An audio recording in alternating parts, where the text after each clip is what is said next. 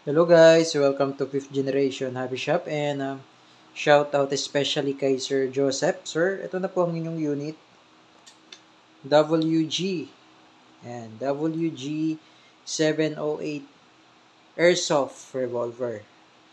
This is 2.5 inches, no? Parang siyang snub nose type revolver. Made in Taiwan. So this is an airsoft, no? Kasi meron din tayong airgun version nun. Airgun version ito.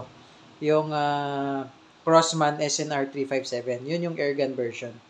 But ano yun, kulay itim. This one is a revolver, airsoft revolver. Kasi yung bala nito, BBs. Ayan, BBs.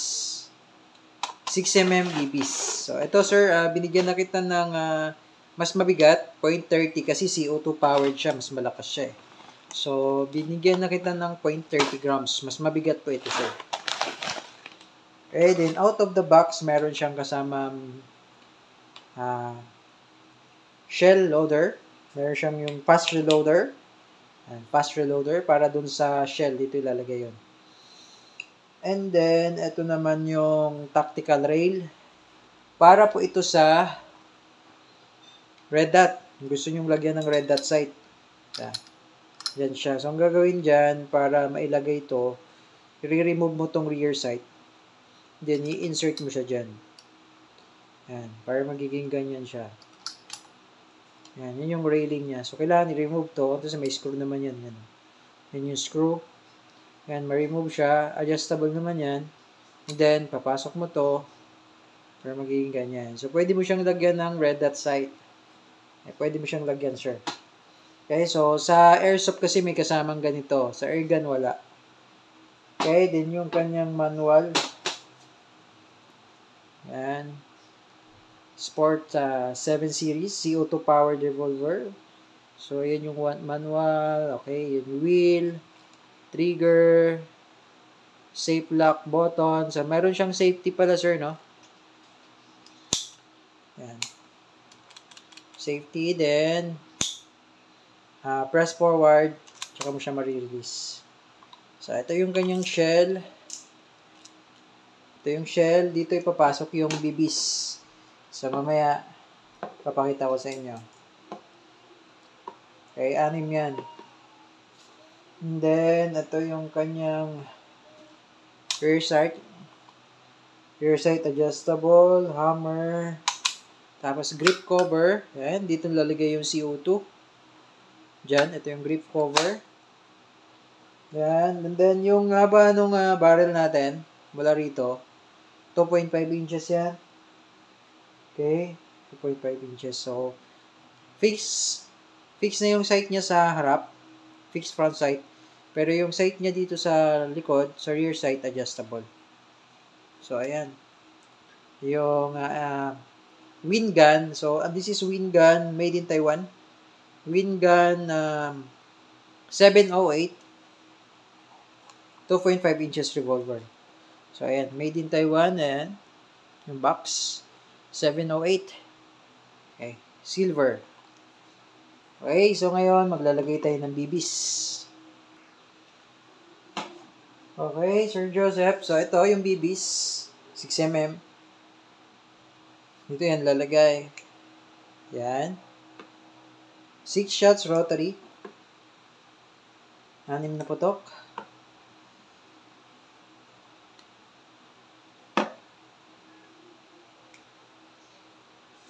Yan. So, yung iba, ginagamitan nila, binabalahan nila ng steel.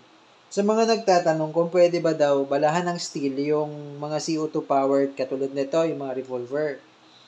Ang sagot ko dyan, pwede naman. Pwede naman siyang lagyan ng steel. Kaya naman niya yun kasi CO2 siya. Mas malakas kasi ang CO2 compare sa green gas. So, pwede siyang balahan ng steel. Basta kasukat lang dito. Kasukat lang dito sa BBs. So, this is 5.95 plus minus 0.01 mm. Ayan. So, yan. 6mm. 6mm. Basta 6mm, kasya siya. Pwede siya. Pwede naman siyang balahan ng steel BBs. Kaya naman niya. Okay, and then, ito naman, dito paglalagay ng CO2. Okay, dyan. Slide mo lang yung kanyang brief cover. Ayan. Hindi mo natatanggalin, ganyan lang. And then, ang advice namin, before nyo siya ilalagay, itong CO2 yan. Walang butas pa yan, sir, di ba? Ayan, wala pang butas yan. Before nyo siya ilalagay, kailangan, lagyan nyo ng silicone oil, yung tip. Ito, yung pinaka-tip niya. Ayan, yung pinaka-tip. Ayan, nilagyan ko siya ng silicone oil. So, itong silicone oil, hindi pa po ito kasama, sir. So, kung gusto nyo po, isabay nyo na lang sa order. Mag-chat po kayo sa amin, mag-message po kayo para ma-send namin yung product ID. And then, pasok nyo siya dito. Luwagan nyo to. Kailangan mag-fit. And then, pag nag-fit na siya, pipigilan nyo. Then, higpitan yung konti. So, once na medyo mahigpit na, magre-ready kayo. Kailangan mabilis. Kailangan mabilis yung paghigpit. No? Kasi pagka medyo mabagal po, halimbawa, medyo mabagal yung paghigpit nyo, mabubutas na kasi yan. So, pag medyo mabagal ang paghigpit, pwedeng lumabas yung CO2. Pwedeng lumabas dyan pag mabagal. So, kailangan mabilis. Yan, kailangan mabilis. Okay, yan, mahigpit na siya. So, ayan, hindi nyo na po pwedeng tanggalin yan. Kasi pag tinanggal nyo na po yan, yung CO2 na yan na may laman, sisingaw na yan kasi may butas na po yan eh. Nagbubutas na po yan dito eh. So, sisingaw na siya. So, kailangan, bago nyo siya tanggalin, kailangan, ubos na siya. Kasi pag tinanggal nyo, sisingaw, sayang naman yung CO2 na nilagay nyo. Okay? Tapos, pagbabalikan yan. Okay? So, ready to fire na siya. Pasok lang natin yung... So, ito naman, ang gamit nito, fast reloader. Pero, depende naman kung gagamitan nyo ng ganyan. Yan. Actually, natatagalan pa nga ako dito eh. Yan. Yan. Ganun po. Ganun po yung paggamit. So, ganito po. Lalagay nyo siya dito.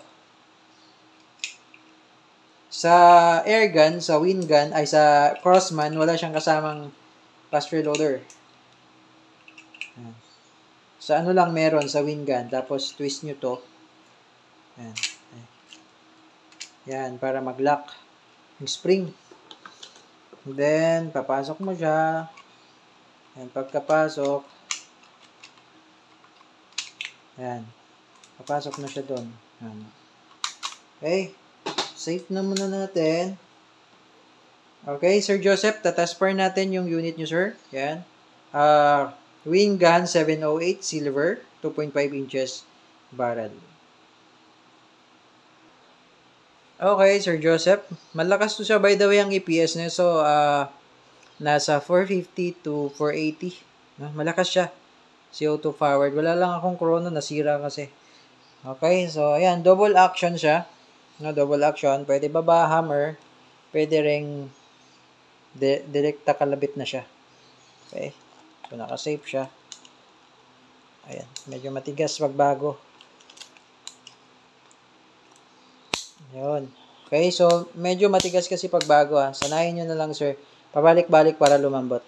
Ayan. Okay. So, ayan. Baba lang natin yung hammer. This is a single action. Ready to fire. Firing. Yan. Baba yung hammer. Firing. Ang lakas. Pwede namang hindi ibababa. Direkta na. Okay? Pwede rin direkta na. Okay? Firing. Uy.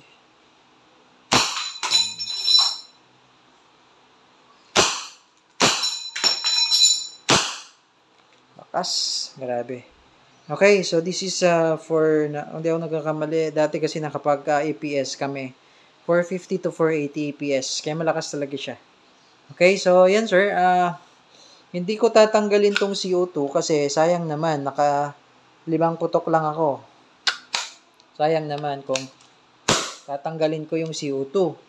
So, ipapadala ko siya ng may laman siya, sir, may lamang CO2, so hindi ko siya tatanggalin. Kaysa sayang po eh. Okay, so ayan, isi-save ko na lang. Yan.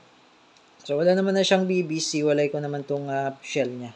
Okay, Sir Joseph. Sir, okay na yung unit mo, sir. If you have a question po, message lamang po sa aming page, 5th Generation Hobby Shop. Thank you po and have a nice day. By the way, sa maintenance naman, pwede mo siyang, pwede mo siyang patakan yun. Itong valve, pwedeng patakan ng silicone oil. Basta linisan mo lang, patakan mo ng silicone oil. Ayan. So, ganyan, kung gusto mong i-decock naman, pag ganito.